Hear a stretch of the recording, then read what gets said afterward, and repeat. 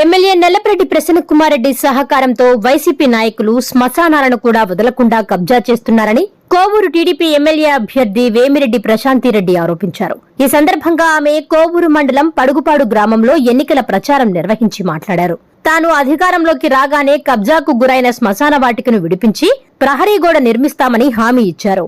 National highway విస్తరణలో భాగంగా ఇల్లు కోల్పోయిన వారందరికీ 2 సెంట్ల భూమి కేటాయించి ఇల్లు నిర్మిస్తామని భరోసా ఇచ్చారు. ఎంతో మంది నిరుద్యోగులు ఉద్యోగ అవకాశాలు లేక ఇబ్బందులు పడుతున్నారని తెలిపారు. చంద్రబాబు నాయుడు ముఖ్యమంత్రి అయితేనే యువతకు బంగారు భవిష్యత్తు లభిస్తుందని అన్నారు.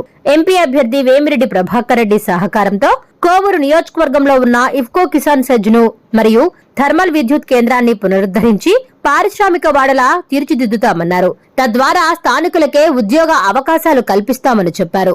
వైసీపీ ప్రభుత్వంలో అభివృద్ధి ఎక్కడా జరగలేదని విమర్శించారు. టీడీపీతోనే అభివృద్ధి సంక్షేమం సాధ్యమని తెలిపారు. ఎమ్మెల్యేగా తనను, ఎంపీగా వేమిరెడ్డి ప్రభాకర్ రెడ్డిని గెలిపించాలని కోరారు. ఈ కార్యక్రమంలో మండలంలోని టీడీపీ నాయకులు, కార్యకర్తలు పాల్గొన్నారు.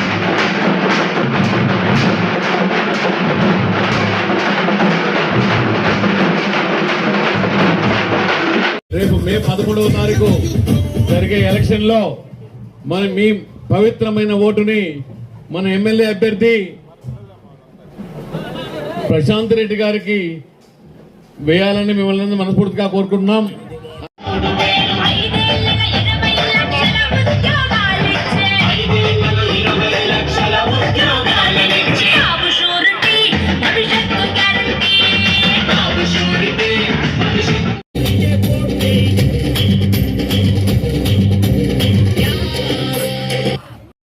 జాతీయ రహదారి రోడ్డు విస్తరణలో భాగంగా ఇల్లులు కోల్పోయిన బాధితులకు పక్కా ఇల్లులు లేవని, తప్పకుండా పక్కా ఇళ్ల గృహాలు కేటాయించేలా ప్రత్యేక చొరవ తీసుకుంటానని మీ అందరికీ మాటిస్తున్నాను.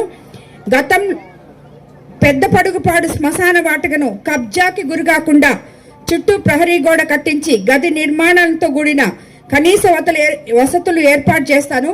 శ్మశాన వాటికను కూడా కబ్జా చేశారంటే ఈ నియోజకవర్గంలో ఎమ్మెల్యే గారు ఏం చేస్తున్నారో నాకు అర్థం కావట్లేదు.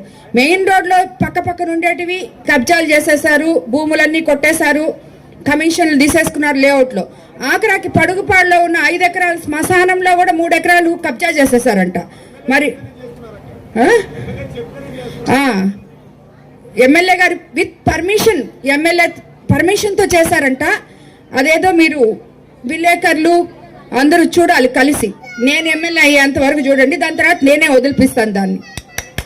చంద్రమౌళి నగర్ నుండి తరలిస్తున్న అక్రమ ఇసుక రవాణాలను నిరోధించి మీకు ఉచితంగా ఇసుకను అందిస్తామని చెప్పి మీకు అందరికీ చెప్తాను. చంద్రబాబు నాయుడు గారు మనకి ఇసుక ఉచితంగా ఇస్తామని చెప్పి ఆల్రెడీ మాట ఇచ్చున్నారు. కాబట్టి తప్పకుండా ఈ ఇసుక దందాలు ఆపేస్తామని చెప్పి వాళ్ళకి ఇప్పుడు కూడా తెలియట్లేదు. ఆల్రెడీ ఎలక్షన్ జరుగుతుంటే ఇప్పుడు కూడా ఇసుక తోలుకుంటున్నారు. ఏ పక్క చూసినా లారీలు పోతున్నాయి.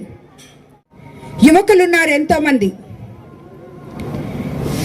నేను ఎప్పుడు చెప్తూ ఉంటాను, వాళ్ళందరికీ నేను చాలా రుణపడున్నాను. ఎక్కడికి పోయినా అమ్మ అని వస్తారు. ప్రతి పంచాయతీలో, ప్రతి వార్డులో, ప్రతి గ్రామంలో తండోపతండాలుగా యువకులు వస్తున్నారు అని చెప్పి వాళ్ళందరికీ కూడా చెప్తున్నాను. చంద్రబాబు నాయుడు గారు మీకు అందరికీ 20 లక్షల జాబ్లు ఇవ్వబోతున్నారు. మనకి నిరుద్యోగంలో ఎంతో మంది బాధపడుతున్నారు. ఎంతో మంది బీఈడీ చేసిన వాళ్ళు, ఎంఈడీ చేసిన వాళ్ళు ఖాళీగా ఉన్నారు. ఆయన తొలి సంతకం ముఖ్యమంత్రి అయిన తర్వాత మెగా డిఎస్సి మీద పెట్టబోతున్నారు. అదేవిధంగా నిరుద్యోగ వృత్తి కింద నెలకి 3,000 ఇవ్వబోతున్నారు. ఇంకొకటి మీకు అందరికీ తెలుసు, నేను రోజు చెప్తున్నాను, మన ఎంపీ గారు వేమిరెడ్డి ప్రభాకర్ రెడ్డి గారు మీరందరు వినే ఉంటారు. ప్రభాకర్ రెడ్డి గారు అంటే ఒక నమ్మకం.